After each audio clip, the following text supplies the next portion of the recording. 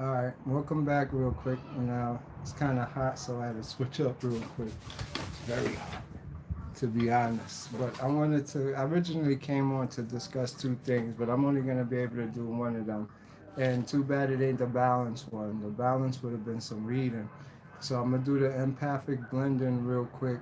But before I do, I wanted to really just get into this real quick. So I'm gonna just take a second before I start off empathic blending so that y'all understand what it is real quick. Empathic blending is a serious topic that's just been scientifically proven. So let me give everybody a chance to come in real quick. I was listening to this beat while I was coming on, in between the pause. I don't know if y'all can hear it, but like I be writing down some stuff sometimes, scribing. So I'm gonna, um, I'm gonna run through this real quick that I wrote down. This is just to show. We're gonna discuss this empathic blending, though. That's the topic. But let me show you this little joint I was writing, because I'll be laying it down. There we go.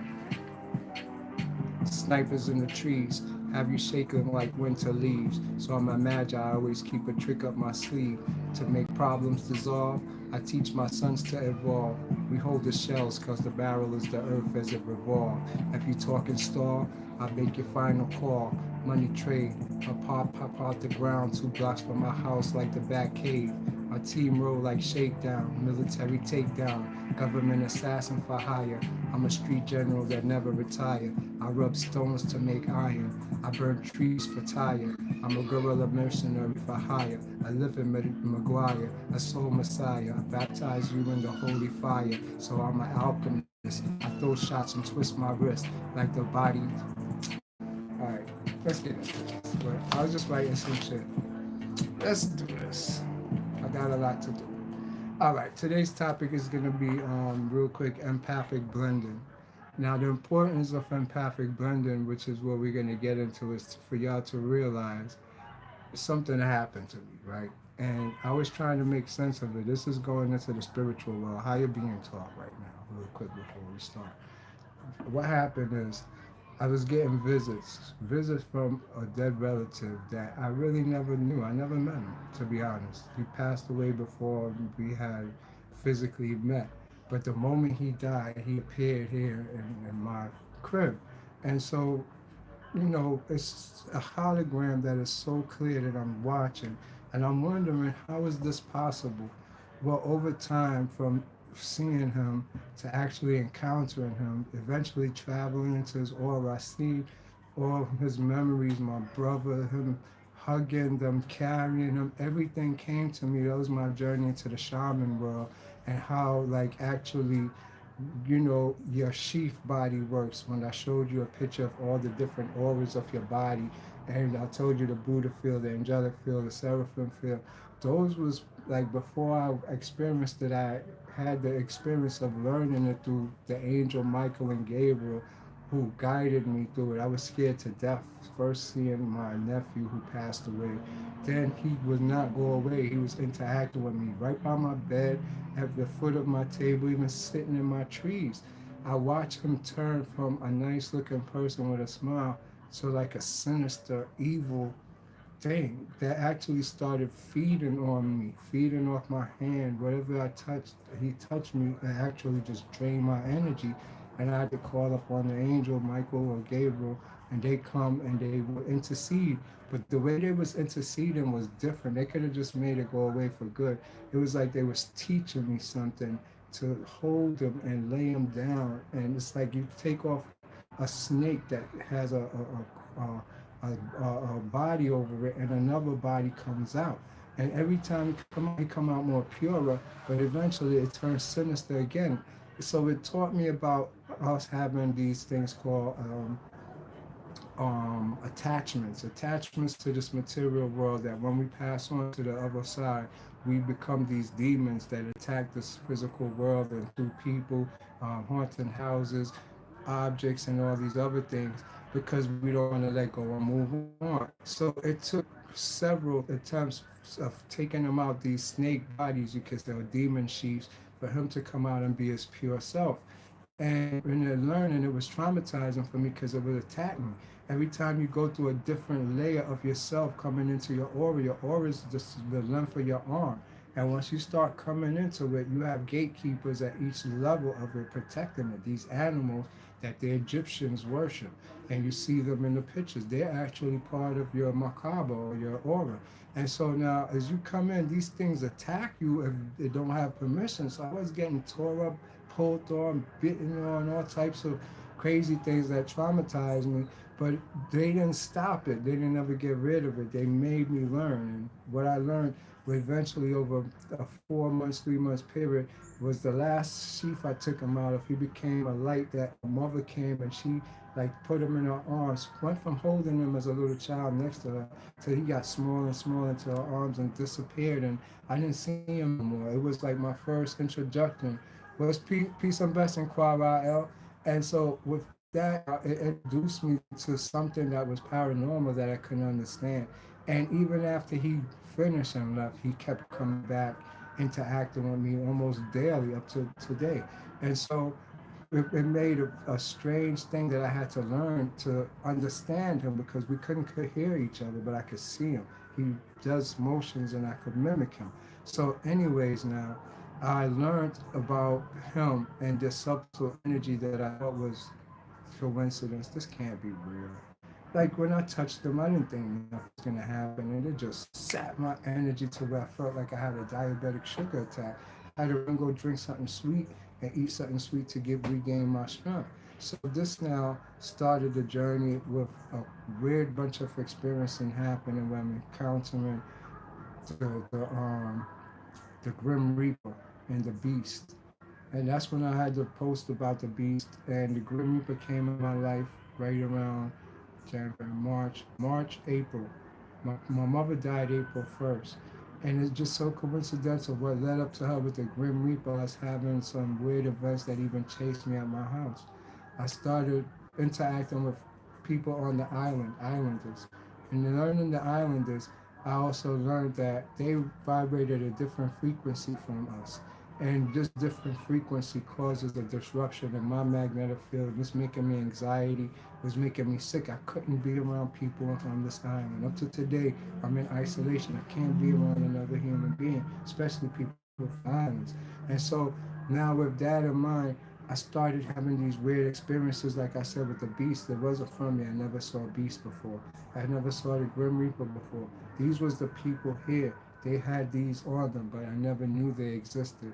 And so I seeked out research to find out what's that about.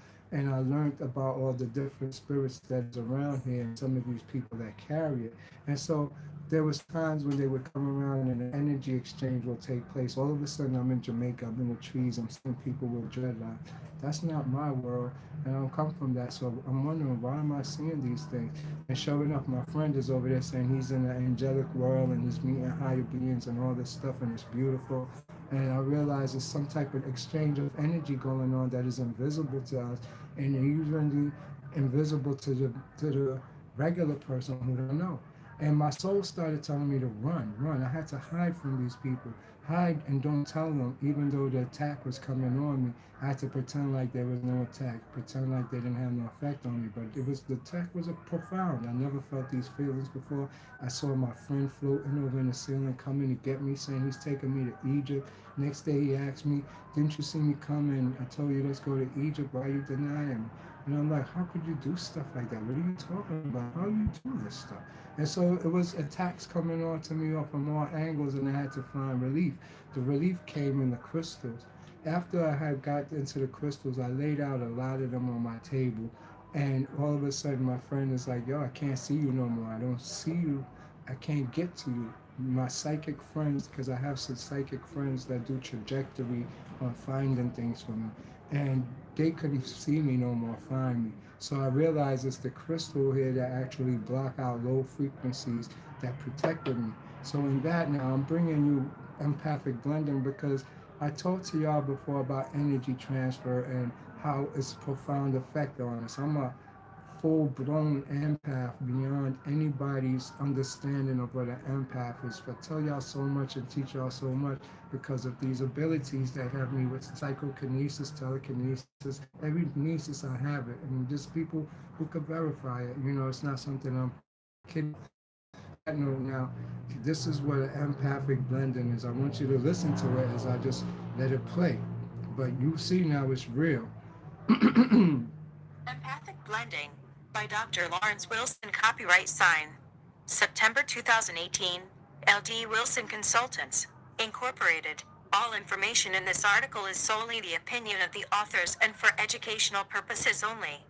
It is not for the diagnosis, treatment, prescription or cure of any disease or health condition. What is empathic blending? Empathic blending is the energy exchange that occurs, at times, between people. It is due to a blending of the aura or energy fields of the two or more people involved. The energy field of a person is the emanation of subtle energy from the body. It might be called an electrical field that radiates a slight glow around a person, and around all living things.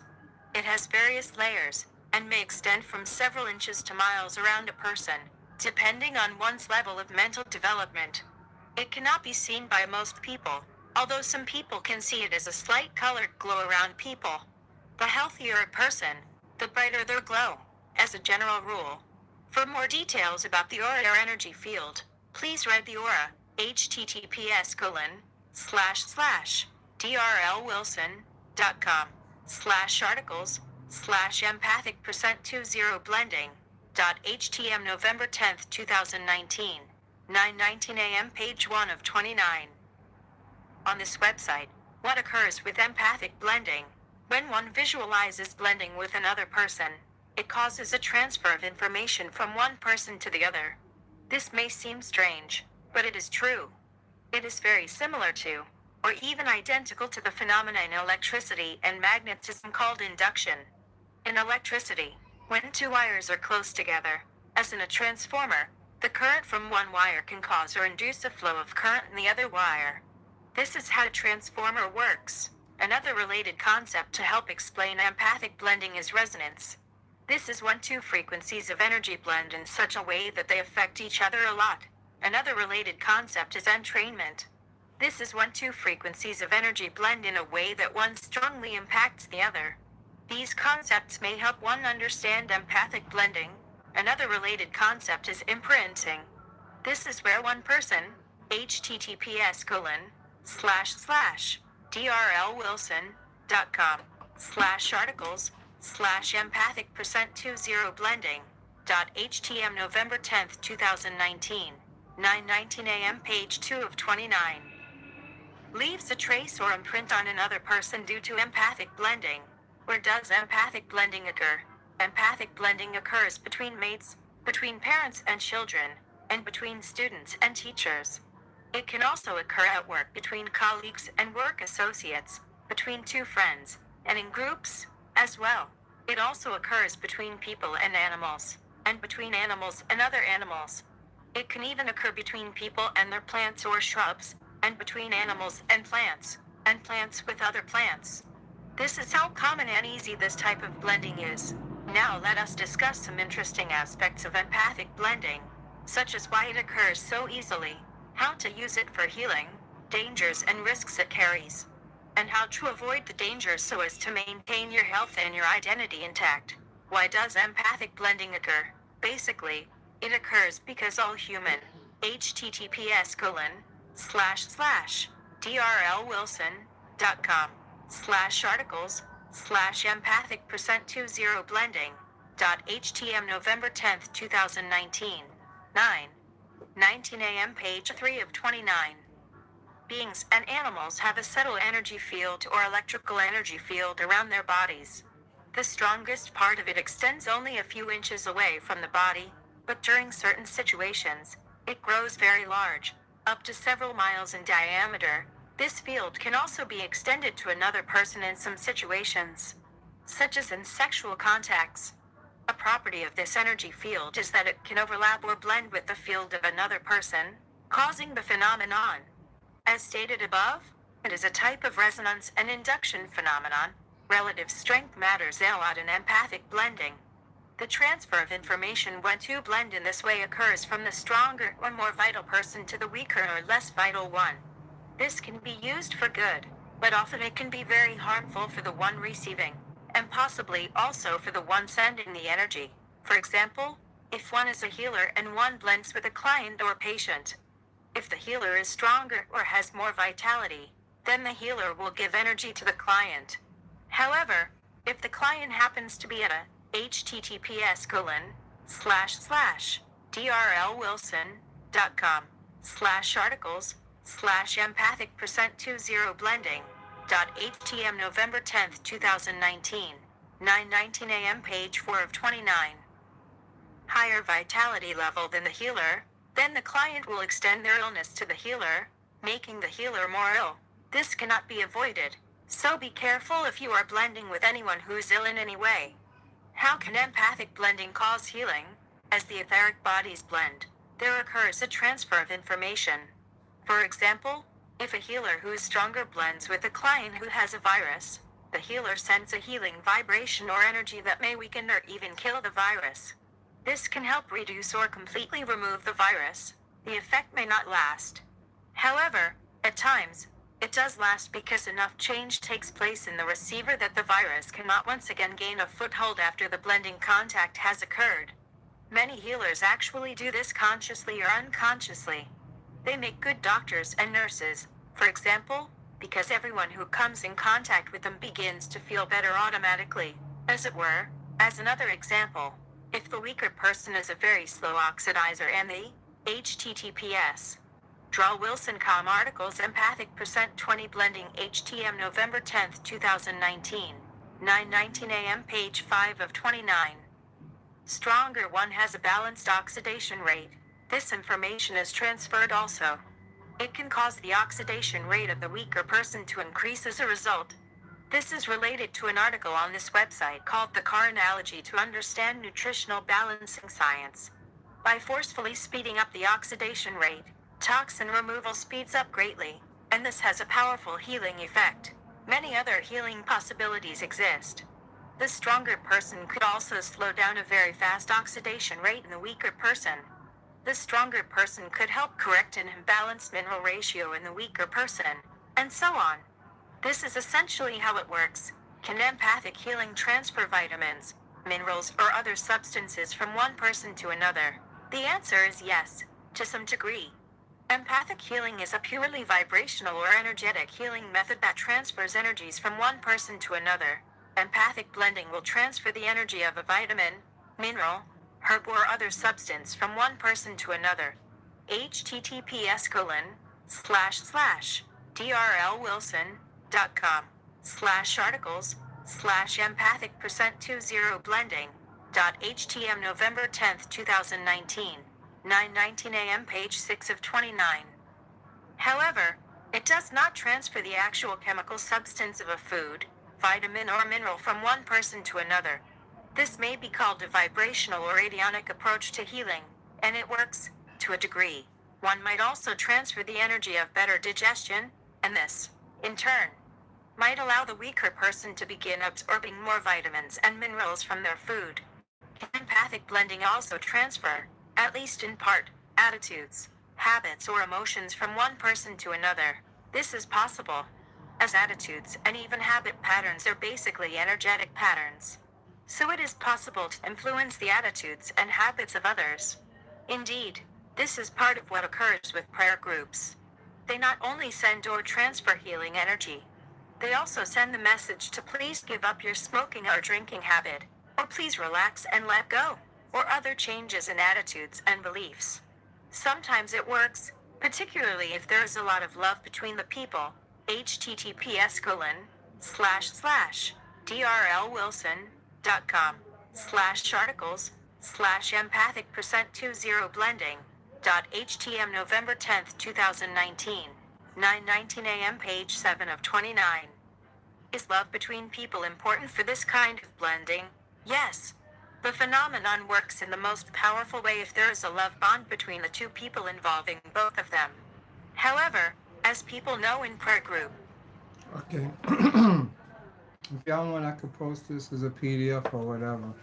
I wanted y'all to understand what I do. It tell you this healing through our energies that we do. Plus, you understand that the influence of being around other people, you doing the blending. And so, if you're trying to be your true self, your pure self, you can't mix in such ways. You got to be conscious of it because not all of us is conscious of what I just played for you. But it takes play even if you're not an empath. An empath is just a person sensitive that can sense it.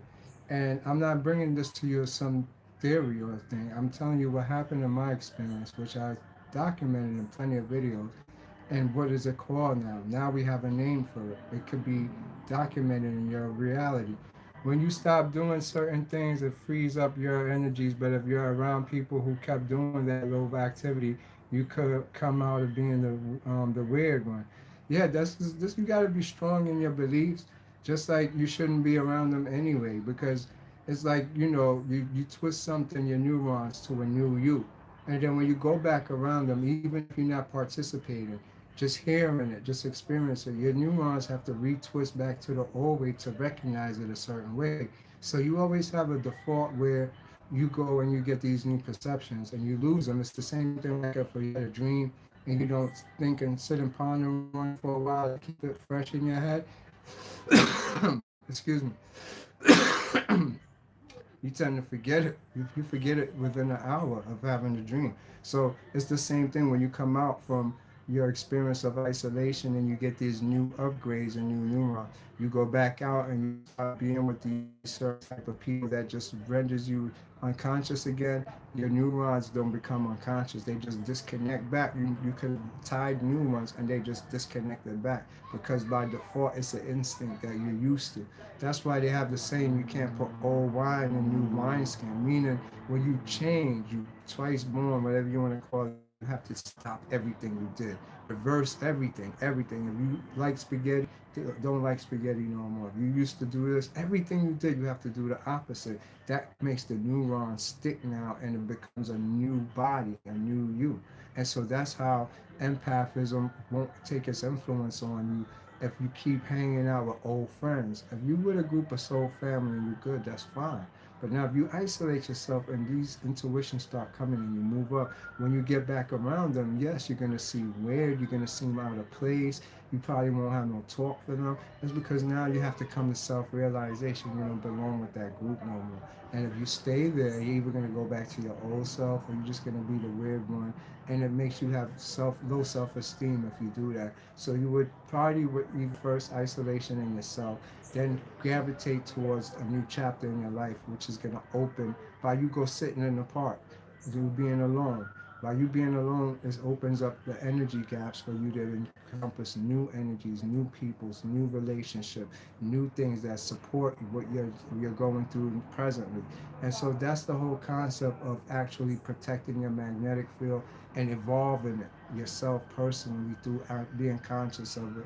Our old ways of as of yesterday, we have to forget them. It happened yesterday, and new consciousness, new intuition is being downloaded. Follow them, and sometimes it requires change, destruction through what we call Vishnu, and you have to be able to accept these changes. And if you don't, it's going to wind up hurting you more because, like I said, you can't put new wine in old wineskin. It's only going to tarnish yourself and drive you crazy. So, on that note, the empathic blending is a very serious issue that if you don't even know about it, practice it like a religion just because. And I'm putting you on because you do have an individual self. If you read it, it tells you about the parents even does empathic blending with you. And you warming with your parent or seeking your self identity is you preserving your own empathic nature. And so on that note, then don't impose that force on your kids. Don't impose it on nobody else. You know the law now. To give peace is just mean to actually don't live in peace. If you want peace, you give peace. Leave people alone. Give them their space because you're in a macabre there and there. So you have a interference of energy when the two of you meet, and it could be more critical for you if you don't know who you're interacting with. The macabre is not pure. I took years purifying my macabre, taking people out of it. It was filled with like a space of dust, peoples, and collages. Now it's empty, and I let in who I want to let in. And I travel my macabre to make sure it's nothing in there that don't belong there. And I travel the earth macabre and take out a lot of things through the Solomon ring. And we all have that ability to heal. And I hope you understand what I'm saying and take it seriously, because soon they're going to have the Solomon ring in a doctor's post too. Because everything I'm giving you is for your kids. It's not really for us. It's like I'm giving you advanced understanding of what the Aquarian age has for our physical body. So on that note, look more into this empathic blending and energy exchange. Try to protect yourself. If you need personal and guide and information, link me up. The crystals is going to be in the States by Monday, Tuesday. And I'm going to do a showmanship tonight and tomorrow and the next day. Promotion didn't start yet. I'm going to fill up my YouTube. I'm gonna be filling up videos, and I'm gonna be filling up my Facebook with crystals. So just once you see that, place your order. You can place orders early, but I will be showcasing them one at a time. And I'm seeking, if you want, distributors to actually. I got crystal boulders big like this to medium, egg big as your hand, and these is what's called eggs, meaning it's an undamaged crystal. It came out pure as a boulder rock, and that's how you get in it. This retains its full energy. It's not cracked up, chopped into pieces, a little square, anything. So that's the difference what a dragon egg is. It's the whole power of the crystal, which protects you. This blocks out low frequency elf waves. The same thing when you're talking biofeedback machines do. Biofeedbacks block out those low elf waves that is constantly bombarding our brain and stopping us from being our individual self and reprogramming our neurons through, Wi-Fi, low frequencies, Bluetooth, all those things mess with us. So these only let in high frequency, three high frequencies. They call this the most high. Calcite is the only crystal in the world that do it. There's no other one. Don't believe the hype. What I could do is give you the scientific data, and they never research no other crystal to see even say there's a second crystal to this. This is the only crystal research, and they got scientific proof that this somehow is connected to God, and it only means your higher self. Because at the end of the book, when the book is called the power of calcite to block low frequencies. It's a book written by a science department. And so once you realize that this is the ultimate antenna for the God higher self energy, and it actually works for me. I told you from personal experience, when I lay out the crystals, I am full of energy. I can't stop. I become my pure self again. I don't need no food. And I do believe for everybody heals and straighten out their life, especially being in the States, in the urban area, working, family, all these things we lose ourselves. We sometimes be in pain and we don't even know we're in pain because we're being immune to it. And so these things help align you. And it's pretty much, there's so much other parts to it, such as mantras and doing the yogas to keep yourself balanced. I just want you to realize these things, because the younger you start, the better you're going to be in the future, the more you align. And if you're interested in watching these videos, obviously you're interested in awakening. So work with me, and I'll work with you in trying to evolve you into what you want and where you see yourself. On that note, I have people waiting, so I wouldn't be rushing like this. I would spend time and chat. So y'all enjoy your Sunday. Peace and blessings. University of Conscious Science. One love.